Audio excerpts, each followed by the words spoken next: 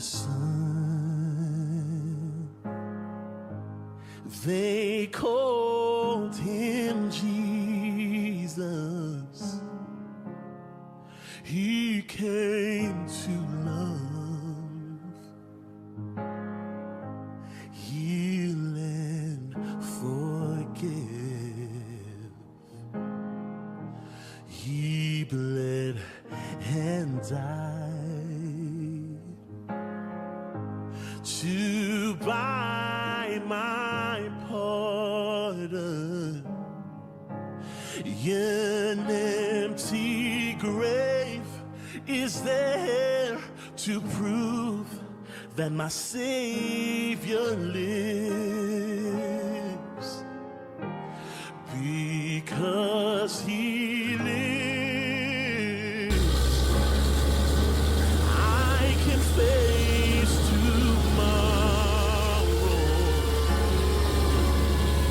Because he lives, all fear is gone. Because I know, oh, he holds the future, and life is worth the living just because he lives. How sweet to hold a newborn baby and feel the pride and joy he gives. But greater still, the calm assurance this child can face uncertain days because he lives. Because he lives, I can face tomorrow. Because he lives, all fear is gone. Oh, because I know he holds the future, and life is worth the living just because he lives. And then one day, all across that river, I'll fight life's final war with pain. And then as death gives way to victory, oh, I'll see the light of glory, and I know he lives.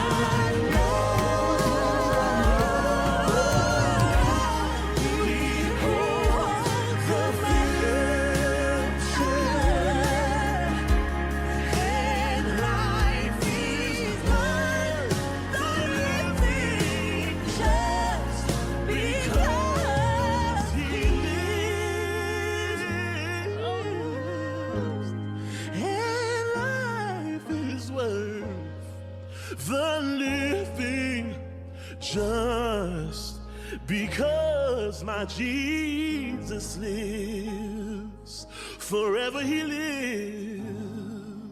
여러분은 삶 속에서 무엇 때문에 기뻐 춤추십니까? 명예 때문입니까? 아니면 돈 때문입니까?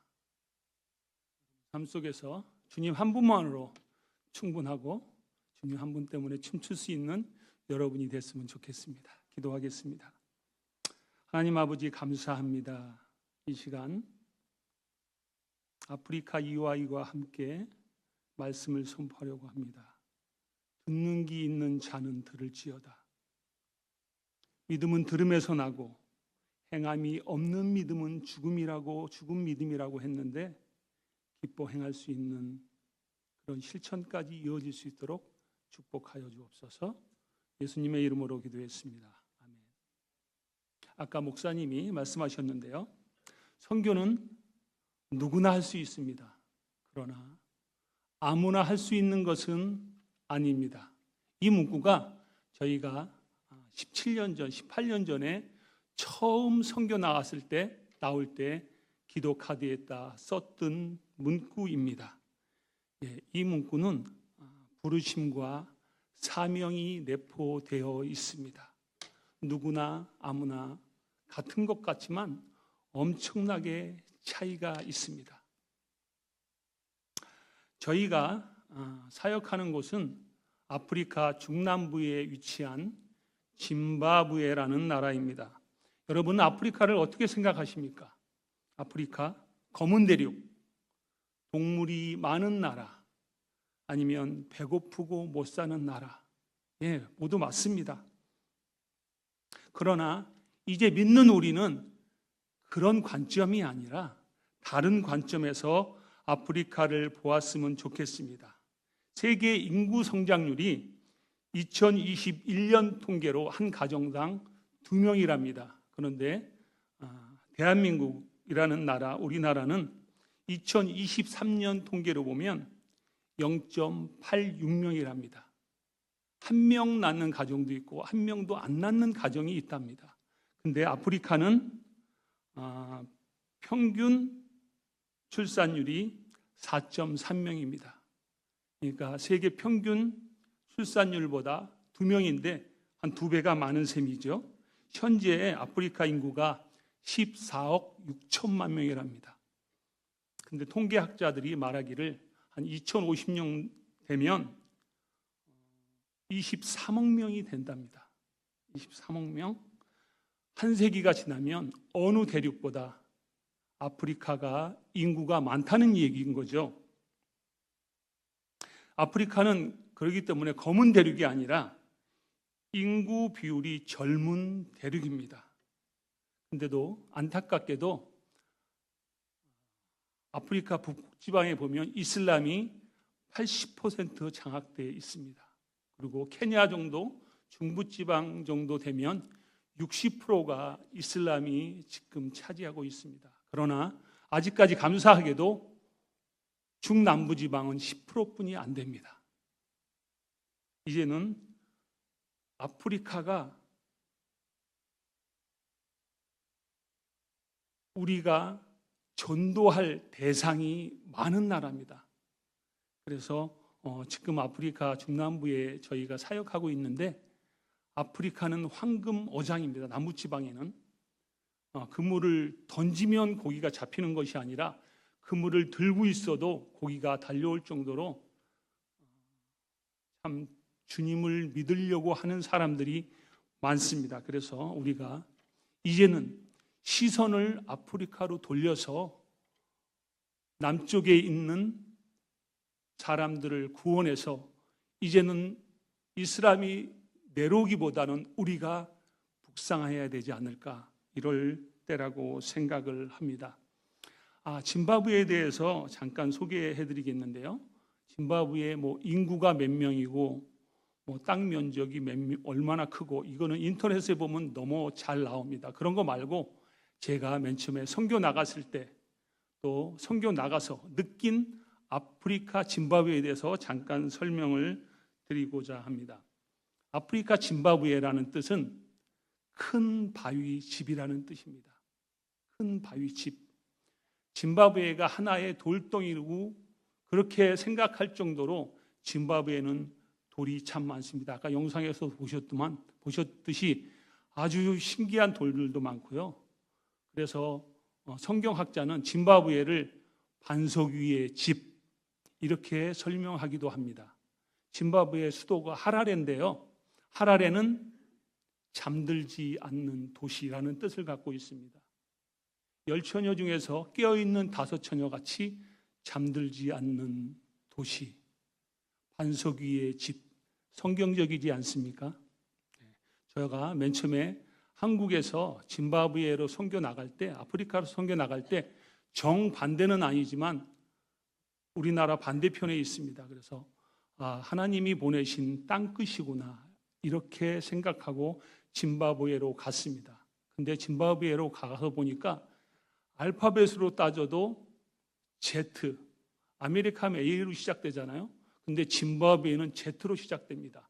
그래서 알파벳으로 따져도 땅끝이구나 이렇게 생각이 되어졌습니다. 짐바브웨는 한인들이 참 적은 나라입니다.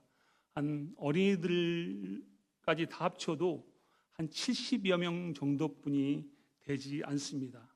많은 사업가들이 아프리카 북부부터 밀려서 짐바브웨까지 왔다가 짐바브웨에서 그 사업이 못 견디고 한국의 노년에 한국으로 들어간 사업가들을 참 많이 보았습니다. 그것을 볼 때 짐바브웨는 참 어렵고 만만한 나라가 아닌 것 같습니다. 그런데 선교사님들은 떠나지 않고 계속 하나님께 순종하며 그 자리를 지키고 있습니다. 그래서 한 70명 정도 되는 한인들 가운데 과반수가 선교사입니다. 아멘. 그래서 제가 생각할 때 짐바브웨는 소망이 있다. 이렇게 생각이 됩니다. 저는 자라면서 선교사가 되겠다고 생각한 적이 1도 없었습니다. 그런데 지금 선교사입니다. 지난 시간을 되돌려 보면 제가 아마 청년 시절 때였을 거예요. 금요 집회 때 선교사님이 저희 교회에 오셔서 금요 집회를 하고 마지막 기도를 촉구하는 멘트에 이런 멘트를 했습니다. 우리는 선교의 빚진 자들입니다. 오래전 한국인보다 한국인을 더 사랑한 언더우드 선교사, 조선의 빛이 된 아펜젤라 선교사, 조선의 어머니들의 서서평 선교사, 그들이 조선의 생명을 위하여, 생명의 복음을 위하여 생명을 바쳤습니다. 이제 우리가 가야 할 때입니다. 주여 한번 부르짖고 우리 기도하겠습니다. 주여! 하고 기도하는데 저도 모르게 몸이 뜨거워지더니 손이 올라가는 걸 느꼈습니다. 저는 얼른 내렸어요. 왜냐하면 큰일 날 뻔했다. 아무도 안 봤겠지. 이렇게 내렸습니다. 시간이 흘려서 한 40대 훌쩍 지나서 40대 한 중반 정도 되었을 때 저희 아내가 새벽에 기도를 하고 오더니 저한테 이런 말을 했어요. 여보, 하나님이 우리를 선교사로 불렀대. 우리 선교 나가요. 이렇게 저한테 말하는 거예요. 그래서 저는 뭐라는 거야? 같은 하나님이면 나한테도 얘기했겠지. 나는 들은 바가 없어. 이렇게 딱 잘라 거절했습니다. 같은 하나님이면 나한테도 얘기했겠지. 왜냐하면 참고로 말씀드리면 저는 모태신앙입니다. 모태신앙이고 저희 아내는 결혼해서 믿었습니다. 그래서 네가 10년 믿었으면 나는 40년 믿었어. 같은 하나님은 나한테도 얘기했겠지. 이렇게 얘기하고 딱 잘라버렸습니다. 제가 선교를 나가겠다고 생각한 적은 1도 없었기 때문에 두렵기도 하고 무섭기도 했습니다. 그때부터 저희 아내가 선포한 그때부터 참 많은 일이 벌어졌어요. 하는 일마다 잘 안 됐어요. 손가락이 부러지고 갈비가 부러지고 이빨이 깨지고 심지어는 뭐 한 6m 높이에서 떨어져서 골도 깨지고 엄청나게 사고가 많이 났습니다. 하나님께서 나를 다루시려고 계속 생명을 건들지 않는 매질을 하기 시작했습니다. 여러분, 삶이 자꾸만 꼬이십니까? 아니면 삶이 자꾸만 풀리지 않고 엉뚱한 대로 가십니까? 여러분 삶 속에서 하나님과의 나와 관계를 점검하실 필요가 있습니다. 하나님께서 무엇을 말씀하셨는지, 무엇을 말하려는지 집중하시기 바랍니다. 우리는 절대 하나님을 이길 수 없습니다. 하나님이 순종하지 않으니까 복종할 때까지 저에게 계속 매질을 하셨습니다. 3년을 버티다가 하나님께 손을 들고 하나님, 제가 선교 나가겠습니다 고백했습니다. 하나님은 나의 삶 가운데 터닝 포인트마다 말씀을 주셨습니다. 근데 제가 선교 나가겠습니다 하기 전에 하나님께서 어떤 말씀을 주셨냐 하면 첫 번째 나에게 말씀을 주셨는데요. 그 말씀이 이사야서 43장 1절에서 3절 말씀입니다. 제가 읽겠습니다. 너는 두려워 말라. 내가 너를 구속하였고 내가 너를 지명하여 불렀나니 너는 내 것이라. 내가 물 가운데 지날 때에 내가 너와 함께 할 것이라. 강을 건널 때에 물이 너를 침몰치 못할 것이며 내가 불 가운데 지날 때에 타지도 아니할 것이요 불꽃이 너를 사르지도 못하리니 대저 나의 여호와 내 하나님이요 이스라엘의 거룩하니요 내 구원자입니다. 아멘. 하나님께서 두려워하는 저에게 이 말씀을, 첫 번째 말씀을 주셨습니다. 하나님의 말씀은 순종의 큰 은혜입니다. 하나님의 말씀은 순종의 큰 은혜입니다. 그렇지만 순종이 아니라 복종마저도 축복의 통로인 것을 믿으시기 바랍니다. 하나님께서는 지난날 아무도 보지 못했을 거라는 나의 반쯤 올라간 이 손을 기뻐 받으신 것입니다. 아멘. 그래서 제가 손들고 저희 가족한테 이렇게 선포했습니다. 그래, 나의 인생이 100년이라면 삶의 11조 온전히 10년을 하나님께 드리겠습니다. 이렇게 선포하고 40대 후반이 되어서야 아프리카의 선교의 길을 나갔습니다. 근데 아프리카 선교 나갔는데 제가 건축을 했는데 건축하던 내가 선교지에 나갔는데 할 수 있는 것이 아무것도 없었어요. 처음 밟는 아프리카 땅, 언어도 틀리고 문화도 틀리고 음식도 틀리고 가까이 하기에는 참 너무나 먼 당신 같았습니다. 그때 머릿속에 스친 생각이 딱 하나 있었는데 그게 뭐냐면 그들처럼 얼굴이 까마지면 친해질까? 까매지면 가까워질까? 선교가 편할까? 이런 생각을 했습니다. 참 위험한 발상이죠.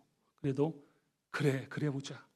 그래서 선임 선교사가 아프리카 태양은 정말 뜨거우니까 선크림을 바르고 사역해야 됩니다. 이렇게 말하는 것을 무시하고 이틀간 아프리카 떼약빛에서 선교를 했습니다.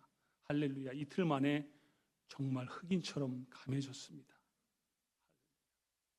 그 위에 어떻게 됐을까요? 3일째 되던 날부터 이마며 어깨며 목이며 물집이 잡히더니 허물벗듯이 벗겨지면서 엄청 고생을 했습니다. 꼭 선임 선교사가 하고 저희 아내가 아이고 멍청한 것 이러는 것 같은 느낌이 들었습니다. 그래도 제가 하늘을 보면서 웃을 수 있었던 이유는 하나님께서 이런 마음을 주셨어요. 내가 내 마음 안다. 그것으로 충분했습니다. 열정으로 선교를 하다 보니까 옛날에 제가 고백했던 그 삶의 11조에 대한 생각이 떠올랐습니다. 그래서 이렇게 기도했습니다. 하나님, 제가 선교 나올 때 하나님께 온전히 삶의 11조 10년을 온전히 드린다고 했는데 다음 달이면 10년이네요. 기도가 저절로 나왔습니다. 하나님, 10년이 다음 달이 10년인데 다음 스텝은 뭐죠? 이제 저도 많이 성장했고 감사하며 순종할 수 있을 것 같아요. 다음 스텝이 뭡니까? 어깨에 뽕이 들어가면서 하나님께 기도를 했습니다. 한 달이 지났는데도 하나님께서는 아무 답변이 없었어요. 그래서 한 달이 지난 후에 또 기도가 나오더라고요. 하나님, 삶의 11조 10년을 드린다고 했는데 벌써 한 달이 지났네요. 그랬더니 하나님께서 이런 생각을 주셨어요. 너 온전히 나에게 10년 드린 거 맞니?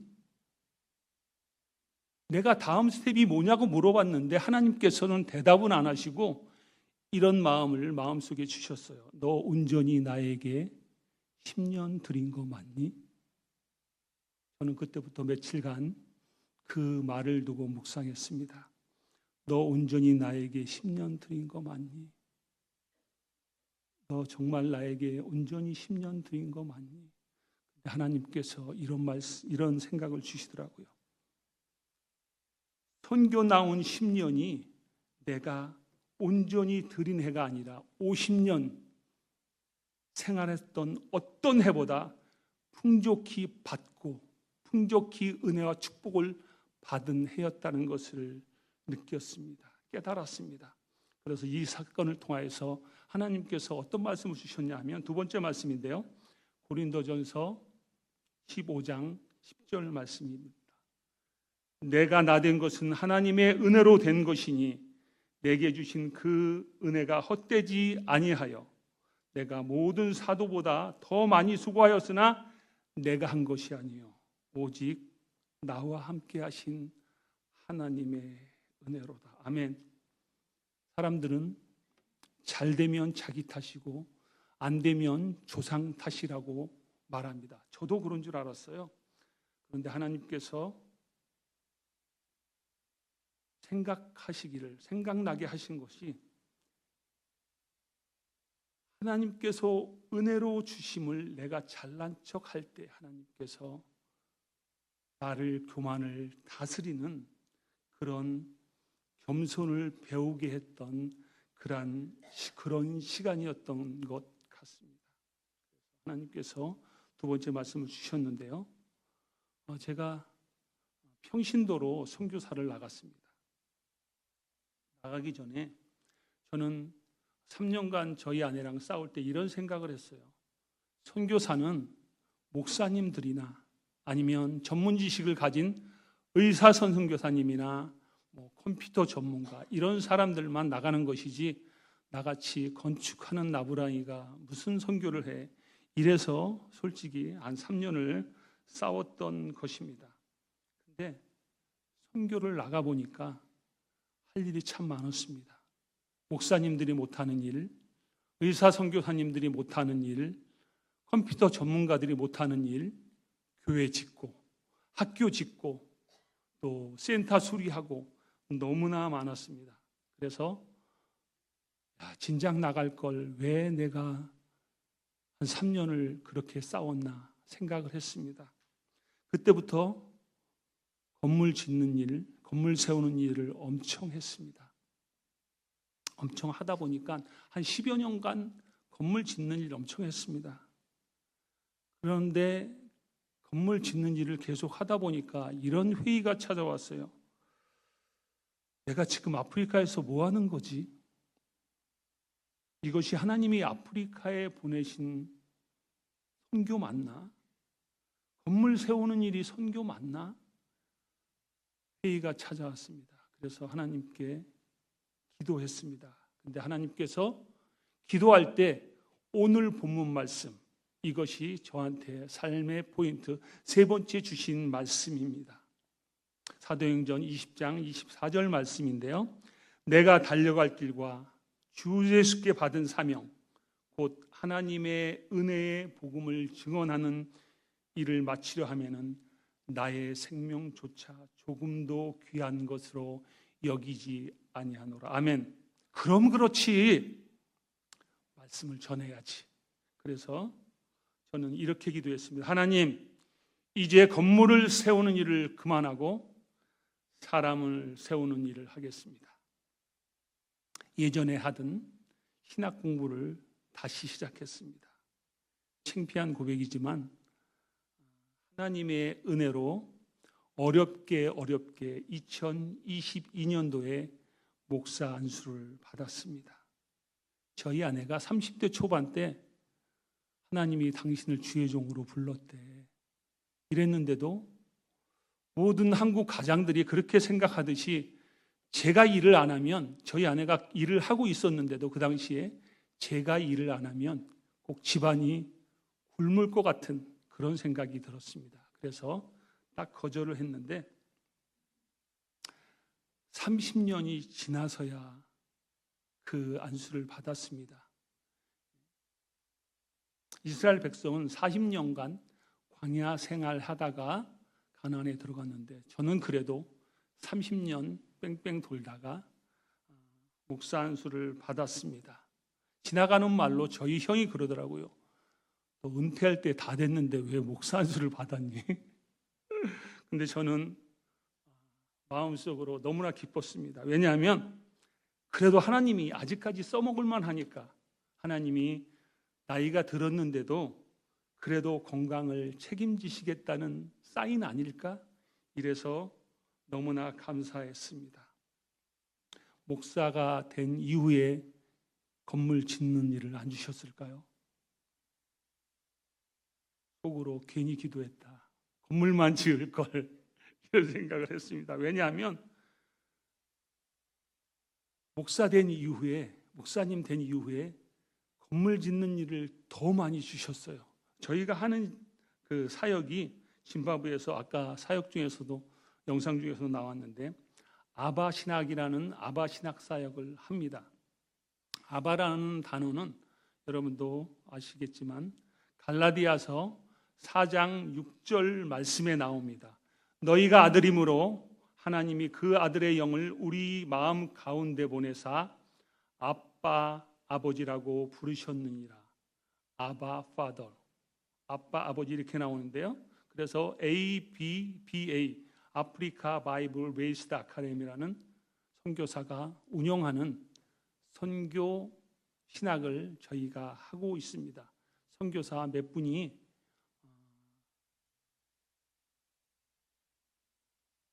이분들을 위해서 신학 사역을 합니다. 근데 저희 신학 사역은 좀 평범하지는 않습니다. 건물이 없습니다, 사실. 그리고 어느 지역의 목사님들이나 평신도들은 저희가 신학을 가르치지 않고요. 목사님들이나 사모님들, 그렇지 않으면 정말 하나님한테 콜링을 받았다는 사람, 저희가 인터뷰를 봐서 보는데 왜 목사님들을 왜 또 신학을 가르칠까 이렇게 생각을 하겠지만 아프리카에는 그런 일이 많습니다. 또 저희 짐바브웨는 영국이 지배하던 나라입니다. 그래서 영국 사람들이 지배 당시 때 강제로 교회 가서 하나님 말씀을 들은 짐바브웨인들이 참 많습니다. 그래서 1980년대에 독립을 했는데 그 이후에 성경에 대한 얘기를 좀 하고 얘기를 좀 유창하게 하거나 그러면 너 내일부터 목사하면 되겠다. 이래서 목사된 사람이 많습니다. 그리고 3개월이나 6개월 성경 공부해서 배우면 본인들이 의뢰 목사님인 줄 압니다. 그 정도로 배움의 부재인데도 목사님 된 분들이 많습니다. 그래서 선교사님들이 맹인이 맹인을 이끌어가는 격이잖아요. 그래서 선교사님들이 이들한테 제대로 된 복음을 전해야 되겠다. 그래서 선교사님들이 몇 가정이 모여서 10과목 2년 코스로 가르치고 있는 지금 신학이 아바 신학입니다. 저희가 지금 한 7년째 졸업생을 배출했는데요. 300명이 넘게 배출을 했습니다. 근데 지난해에 저희가 아바 졸업하는 학생들에게 너희들이 졸업하면 만약에 가정교회를 하고 있다든가 정말 너희들이 개척하고 싶은데 가난해서 없어서 개척을 못할 경우에는 우리가 기도와 좀 후원을 하겠다. 이렇게 저희가 광고를 했습니다. 그리고 저희가 한국에 기도 요청을 했습니다. 교회 하나 지어주는데 1,500불, 한국 돈으로 한 200만 원 정도 되는데 기도해 주신 분한테 기도해 주십시오. 이렇게 기도를 요청했습니다. 예레미야 33장 3절에 보면 이런 말씀이 나옵니다. 너는 내게 부르짖으라. 내가 내게 응답하겠고 내가 알지 못하는 크고 은밀한 일을 내게 보이리라. 아멘. 아멘. 저희가 기도 요청을 한국에 기도 편지를 보냈는데요. 어떤 집사님한테 저희가 전혀 알지 못하는 집사님한테 연락이 왔어요. 기도 편지를 어떻게 보셨는지 모르겠는데 하여튼 본인이 코비드-19 때 백신 후유증으로 생명이 위독했는데 하나님의 은혜로 살아났대요. 그리고 자기가 감사한 그런 일도 있고 또 본인이 아프리카에 교회 짓는 게 꿈이고 소원이었대요. 근데 여태까지 들어보니까 교회 하나 짓는데 우리나라 돈으로 한 2천만 원, 3천만 원 이렇게 돼서 자기가 전혀 생각지도 못했는데 저희 기도 편지를 보더니 200만 원? 나도 할 수 있을 것 같아. 나도 섬길 수 있을 것 같아. 그래서 아들이 고등학생인데 고등학생 이름으로 하나를 보내고 그리고 딸이 직장 다니는데 직장 다니는 딸에게 너도 하나 교회 섬겨야지 해서 2개의 교회를 섬겼습니다. 근데 며칠 후에 또 전화가 왔어요. 그 집사님한테 사연이 있어서 10개의 교회 값을 2천만 원을 더 보내겠다고. 한 분이 무려 12개의 교회를 심으셨던 것입니다. 그래서 저희가 2월 달에 한국에 나갈 기회가 있었어요. 그래서 한국에 나가는 김에 이 집사님을 만나봐야 되겠다. 너무나 감사하고 어떤 분인가 보고 싶어서 저희가 식사 대접을 하겠습니다 하고 만나자고 그랬는데 당신이 식사를 대접하시더라고요. 그러면서 간증하는 말이 뭐냐면 자기가 매일 새벽 기도를 쌌는데요. 근데 어느 날 새벽 기도를 2개를 헌신하고 새벽 기도 때 기도를 하는데 하나님께서 이런 마음을 주셨대요. 내가 12제자처럼 12개의 교회를 헌신할 수 있겠니? 이렇게 생각을 주셨대요. 그래서 집사님이 저는 돈이 없습니다. 할 수 있는 것은 2개뿐이 없습니다. 2개 다 하나님께 드렸습니다. 이렇게 생각났는데 하나님께서 이런 마음을 주셨대요. 본인이 한 10년 정도 좀 넘게 주택 청약 부금을 들었대요. 10만 원씩. 한국에 그런 거 많잖아요. 10만 원씩 들었는데 그것이 한 2천만 원 정도 모아진 거예요. 집사님이 그 기도의 응답을 받고 그 마음을 빼앗길까 봐, 귀한 마음 사단이 가져갈까 봐 바로 그날 해약해서 저희한테 2천만 원을 보내주었습니다. 그 집사님이 알고 보니까요, 부자도 아니에요. 안양권에서 시장에서 행상하시는 분인데 남편분도 안 믿으셨는데 자기가 생각할 때 자기가 한국에서 집을 살려고 한 10년간 10만 원씩 청약조건을 주었는데 자기가 평생 저금을 해도 이 땅에 집을 못 지을 것 같아요. 못 지을 것 같았대요. 그런데 이 땅에 집을 짓는 것보다 하늘에 집을 짓는 것이 더 나을 것 같다고 그 청약저축을 해약해서 저희에게 보내주셨습니다. 저희는 그 간증을 듣고 정말 눈물이 핑 돌았습니다. 생활도 녹록지 않을 텐데 시장에서 장사하는 분이신데 우리는 감히 짐작합니다. 그분은 분명히 하나님의 자녀고 하늘 아버지가 정말 기뻐 받으시고 본향에 큰 집을 예비하실 거라고 믿어 의심치 않습니다. 또 하나 간증하자면 부산의 작은 교회 전도사님인데요. 한 60대 정도 됐어요. 근데 저희가 한국에 나간다고 하니까 그 전도사님, 할머니 전도사님한테 전화가 왔어요. 자기 주일학교 전도사인데 주일학교 와서 선교 소식 좀 주일학교한테 전해달라고. 근데 그 전도사님이 1년에 한 번, 두 번 정도 크리스마스 때면 한 5만 원씩 보내주시고 애들 먹이시고 좀 영상 좀 찍어 보내주셔요. 이런 전도사님이었는데 한국에 들리기 위해서 나갔는데 자기네 교회 주일학교한테 와서 선교 보고를 해달라는 겁니다. 그래서 감사하게 서울에서 부산까지 한 7시간, 8시간 차를 끌고 갔어요. 근데 전도사님이 주일학교 애들들 많지 않습니다. 갔더니 한 12명 정도 되더라고요. 근데 이 전도사님은 마음에 너무나 뜨거운 거예요. 열정이 너무나 뜨거운 거야. 그래서 저희가 선교 보고 했더니 헌금 모아둔 것이랑 교사들이 모아둔 거랑 모아서 하나의 교회를 헌신했습니다. 그러면서 이 전도사님이 그러시더라고. 자기네 교회는 선교의 열정이 별로 없대요. 근데 이 전도사님, 할머니 전도사님은 너무나 가슴이 뜨거운 거야.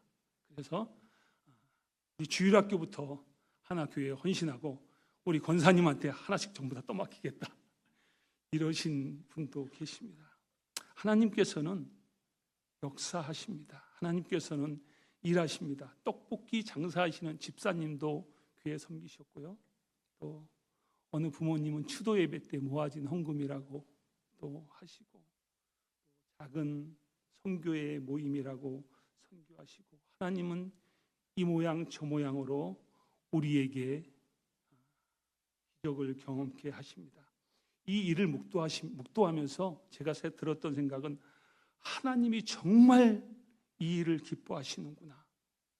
참 교회를 짓다 보면 힘듭니다. 이번에도 나오기 전에 한 달 반 사이에 한 9개 정도를 지고 나왔는데요. 우리가 볼 때 200만 원 줘봤자 얼마나 짓겠어요. 얼마나 멋지겠어요. 그렇지만은 그들에게는 기적입니다. 아까 영상에 보셨듯이 여자 목사님 울면서 예배드리는 그런 모습이 있는데요. 하나님이 정말 기뻐 받으시는 일이구나 이렇게 생각이 됩니다. 여러분들도 축복의 기회에 참여했으면 좋겠습니다. 오늘 본문으로 돌아가겠는데요. 오늘 본문의 배경은 사도 바울이 3차 전도 여행을 마무리하고 예루살렘으로 올라가기 전 소아시아 마지막 거점인 밀라도에서 에베소 장로들에게 마지막 했던 설교의 본문입니다. 오늘 본문의 핵심은 사명입니다. 사명. 여러분, 사명은 무엇입니까? 제가 네이버 사전을 찾아봤어요. 그랬더니 사명을 이렇게 설명하고 있습니다. 맡겨진 임무라고 설명하고 있습니다. 주 예수께서 우리에게 복음 증거하는 일이 임무로 주셨다는 것입니다. 우리에게 복음 증거는 선택이 아니라 필수입니다. 아니, 필수가 아니라 의무입니다. 오늘 본문에 복음 증거하는 일을 나의 달려갈 길 이렇게 설명하고 있습니다. 여행을 하는 마음으로 쉽게 전하는 것이 아니라 달려가듯 촉박하게 전해야 된다는 것입니다. 바울의 말처럼 복음 증거하는 사명을, 생명을 드려야 하는 그런 복음 증거인 것입니다. 오늘 본문에서 말하는 복음이 무엇이길래 이렇게 우리가 촉박하게 가면서 전해야 할까요? 복음을 글자 그대로 해석하면 복된 소식입니다. 복된 소식은 무엇일까요? 하나님의 죽음과 부활에 있습니다. 완전하신 하나님의 아들 예수 그리스도가 우리를 너무나 사랑하셔서 우리를 위하여 십자가에 피 흘려 죽으시고 사흘 만에 다시 살아나셨다. 이것을 믿는 것이 구원을 얻는 것입니다. 이것이 복음입니다. 성경은 이렇게 말합니다.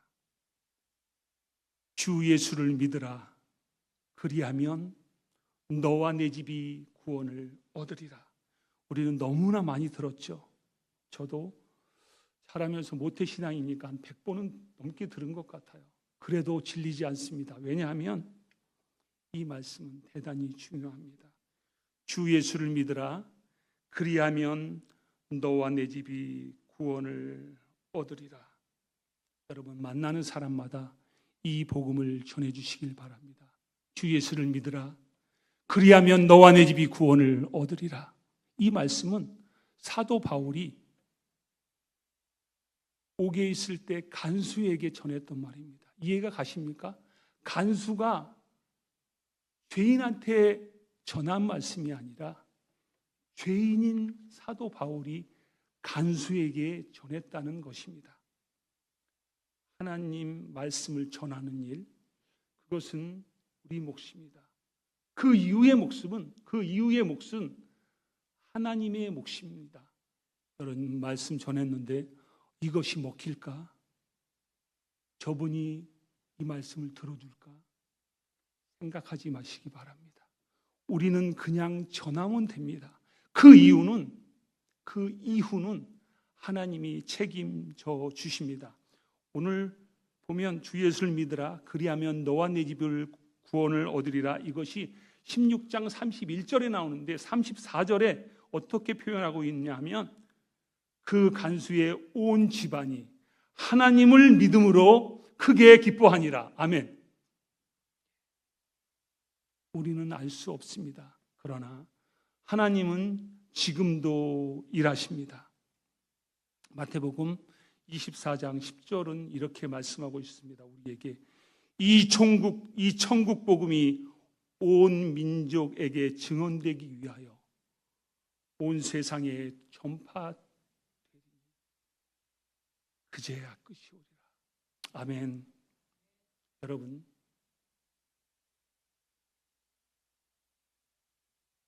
말세가 다가왔다고 사람들은 이야기합니다. 그러나 복음이 전파되어야만 예수님이 오십니다. 여러분 삶 속에서 주님의 말씀을 전하는 그런 삶 살 수 있도록 계속 기도하며 하나님의 말씀을 증거하는 여러분 되시길 바랍니다. 한국에서도 아프리카에서도 미국에서도 주님께서 여전히 일하고 계십니다. 아멘.